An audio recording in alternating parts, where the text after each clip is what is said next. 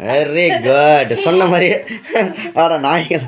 Okay friends, எங்கள் வீட்டில் வீடு கத்துற கத்துல தெரிவிக்கணும் 1 2 3 அப்படின்னாரு. அதனாலதான் அப்படி கத்துறேன். சும்மா விளையாட்டு கத்துனா எங்கள் வீட்டில் இப்போ சாப்பிட போகிறோம். ஒரே பிளேட்ல 4 பேருமே சாப்பிட போகிறோம். அடிக்கடி இப்படியெல்லாம் சம்பவம் பண்ணுவோம். தரணிமா கை கழுவிட்டியாம்மா? தியாம்மா வாயில் என்னம்மா பம்பரத்தை எல்லாம் வச்சு சுத்தாத. தியாம்மா பயம் போயிருச்சு தியாவுக்கு. தியா அப்பா ஒரு தடவை சொல்லுவேன், 2வது தடவை சொல்லுவேன், 3வது தடவை என்ன செய்வேன்? அடித்து விடுவீர்கள். இல்லை தியாட்ட கேட்குறேன், என்ன செய்வேன் 3வது தடவை?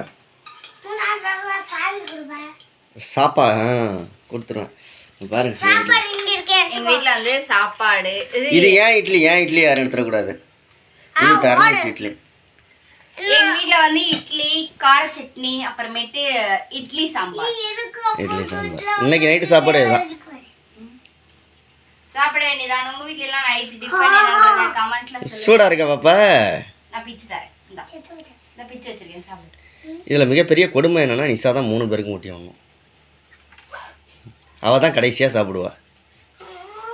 என்ன பண்றது? பிள்ளையும் பார்க்கணும், புருஷனையும் பார்க்கணும், எல்லாத்தையும் பார்க்கணும், குடும்பத்தையும் பார்க்கணும். Very good.